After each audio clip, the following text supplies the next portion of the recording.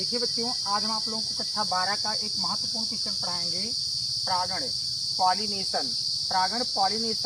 परागण किसे कहते हैं? देखिए, पराग कणों के परागकोश से वर्तिकाग्र तक पहुंचने या स्थानांतरण होने की प्रक्रिया को परागण पॉलिनेशन कहते हैं। देखिए, जैसे कि आप लोगों को पता है कि जो पुमंग होता है, पुमंग और जायांग, तो पुमंग में ये पता है आपको, ये क्या है? परागकोश है। क्या है? परागकोश है। इसके अंदर में क्या होता है? परागकण होता है। इसको क्या बोलते हैं? पुतंत्र बोलते हैं। इसी प्रकार ये क्या होता है? वर्तिकाग्र होता है। वर्तिकाग्र और यहाँ से लेकर यहाँ तक क्या होता है? वर्तिका होता है। वर्तिका। और ये क्या होता है? अंडाशय होता है। अंडाशय। तो यहाँ पे देखिए बताया जा रहा है, पराग कणों के परागकोश से, पराग कणों के कहाँ से? परागकोश से वर्तिकाग्र तक, कहाँ पर? वर्तिकाग्र तक पहुँचने या स्थानांतरण होने की प्रक्रिया को परागण या पॉलिनेशन कहते हैं। परागण पॉलिनेशन, देखिए रेखा चित्र से हम आपको बता रहे हैं परागण या पॉलिनेशन क्या है। देखिए, जो परागण होता है, पॉलिनेशन होता है, दो प्रकार से होता है। एक होता है स्वपरागण और दूसरा होता है परपरागण। देखिए, स्वपरागण के अंतर्गत क्या आता है? कनकौवा। क्या आता है? कनकौवा और खट्टी बूटी। दूसरा क्या है? खट्टी बूटी। तो देखिए, आप लोगों को हम दिखा रहे हैं, जैसे ये क्या है? कनकौवा। क्या है? कनकौवा है, जो कि आप लोग देखते हो कि आप लोगों के घरों के आसपास, पेड़ पौधों के पास, या जो है गन्ने के खेतों में अधिकतर होता है, जो कि चिड़िया पक्षियाँ इसको क्या करते हैं? खाते हैं। जैसे आप लोग परवर देखते हो, उसी के परवर की तरह से इसका भी फल लगता है, जो कि इसी को क्या कहा जाता है? कनकौवा कहा जाता है। क्या कहा जाता है भैया? कनकौवा। और इसके बाद देखिए खट्टी बूटी। दूसरा हमने क्या बताया आपको? खट्टी बूटी। खट्टी बूटी ये क्या होता है? खट्टी बूटी, देखिए यही है आपका खट्टी बूटी, जो कि क्या होता है? आप लोग देख रहे हो दिल आकार की, जैसे दिल होता है उसी आकार की इसकी पत्तियां होती हैं। तो ये खट्टी बूटी है, जो कि खाने पर कैसा लगता है? खट्टा लगता है। क्या लगता है? खट्टा लगता है। खटमीठा टाइप में लगता है खाने पर। यही है क्या? खट्टी बूटी। खट्टी बूटी यही है खट्टी बूटी।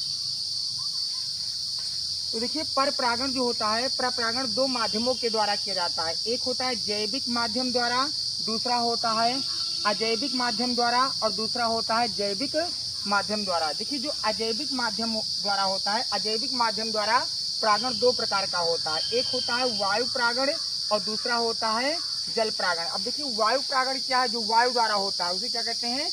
वायु परागण कहते हैं। वायु परागण में जैसे मक्का है, धान है, गेहूं है, सरसों है, तो मक्का में भी क्या होता है? वायु परागण होता है। धान में भी क्या होता है? वायु परागण होता है। गेहूं में भी वायु परागण होता है। सरसों में भी वायु परागण होता है। आप लोग देख रहे हैं ना, ये क्या है? मक्का है। मक्का, तो मक्के में क्या होता है? वायु परागण। इसमें जब वायु लगता है तो वायु के द्वारा ही इसका क्या होता है? परागण होता है। इसकी जो फूल देख रहे हैं यहाँ पर ना, तो इसी में क्या होता है? वायु परागण होता है। मक्का, यही है आपका मक्का। इसके बाद देखिए जल परागण। जल परागण जो है, हाइड्रीला है, कमल है, जलकुंभी है। हाइड्रीला भी आप लोग जान रहे हो, जलकुंभी भी जान रहे हो, और जलकुंभी और कमल भी जान रहे हो। तो जल परागण किसमें होता है? हाइड्रीला में होता है, कमल में होता है, जलकुंभी में होता है। इसके बाद देखिए, जैविक माध्यम द्वारा परागण जो है दो प्रकार का होता है। एक होता है जंतु परागण, जो कि जंतुओं के द्वारा होता है, और एक होता है कृत्रिम परागण, जो कि केवल मनुष्यों के द्वारा होता है। किसके द्वारा होता है? मनुष्यों के द्वारा होता है। मनुष्य स्वयं करता है। फिर देखिए, जंतु परागण जो होता है, जंतु परागण जो होता है, ये निम्नोक्त प्रकार से होता है। नंबर 1 पे देखिए, आपको हम बता रहे हैं कीट परागण। क्या है? कीट परागण, जो कि कीटों के द्वारा, चाहे कीट छोटे हों या बड़े हों, कीटों के द्वारा परागण होता है।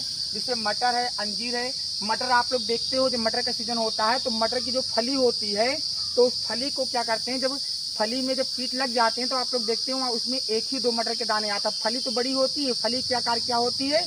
बड़ी होती है। आप लोग देखते हैं तो फली की आकार तो बड़ी होती है, फली की आकार क्या होती है? बड़ी होती है, लेकिन एक ही दो मटर इसमें जो है रहते हैं, और बाकी क्या होता है? ये आपका आपस में क्या होता है? चिपक जाता है। तो ये किसके द्वारा होता है? कीट परागण के द्वारा होता है। ऐसे अंजीर में भी होता है। दूसरा नंबर है पक्षी परागण। क्या होता है? पक्षी परागण, जो कि बिगोनिया। पक्षी परागण जो है किसके द्वारा होता है? बिगोनिया में। जो कि बिगोनिया जो है क्या है? एक एक पुष्प पौधा है, वह पुष्प का पौधा है जो कि सजावट में इसका काम आता है। इसका जो फूल होता है पीले रंग का होता है, ये छायादार होता है। कैसे वृक्ष होता है? छायादार वृक्ष होता है, और ये मिट्टी के कटाव को भी रोकने का काम करता है। कौन? बिगोनिया। और तीसरे नंबर पे है घोघा परागण। घोघा परागण, जैसे आप लोग तलहा, जैसे आप जानते हो तलहा, तो तलहा के आकार का ही होता है घोंघा, लेकिन उससे क्या होता है? बड़ा होता है। जो घोंघा परागण होता है ये जिम्मी कंद में होता है। किसमें होता है? जिम्मी कंद में होता है। जिम्मी कंद को सूरन के नाम से भी जाना जाता है। सूरन आप लोग देखो, जो सूरन कांद बोलते हो, तो सूरन के नाम से भी जाना जाता है। और यह भूमिगत तना है। यह क्या है? भूमिगत तना, जो कि आपको पता है कि जिम्मी कंद है। एक जिम्मी कंद से आप 10 जिम्मी कंद के पौधे को क्या कर सकते हो? तैयार कर सकते हो। 20 जिम्मी कंद के पौधे को तैयार कर सकते हो। अगला नंबर है चींटी परागण। चींटियों के द्वारा भी परागण होते हैं। चींटियों के द्वारा भी परागण होते हैं। जैसे आप लोग देख रहे हो कदम्ब, जिसको आप लोग कदम, गाँव में क्या बोलते हैं? कदम कदम कहते हैं ना, जिसको आप लोग कदम के नाम से, तो लेकिन उसका शुद्ध नाम क्या है? कदम्ब है। जो कि कदम्ब का फल गोल सा होता है, गोल गोल होता है, पीला पीला, और इसको खाया भी जाता है। खाया भी जाता है और खाने में थोड़ा सा खटलूस टाइप में लगता है। इसके बाद देखिए अगला नंबर है चमगादड़ परागण। चमगादड़ परागण, चमगादड़ द्वारा भी क्या होता है? परागण होता है। जिसे कचनार, जिसे क्या है? कचनार है। तो कचनार जो है, ये ध्यान दीजिएगा, कचनार जो है एक फूल, कचनार जो है मतलब एक फूल, और ये नहीं कह सकते नागफनी जैसे होती है उसी की प्रजाति होती है, और जो बहुत गंध करता है। कचनार क्या करता है? बहुत गंध करता है, और स्वाद में खट्टा, और स्वाद में कैसे होता है? खट्टा होता है। कह सकते हो इसे दूध खट्टा होता है।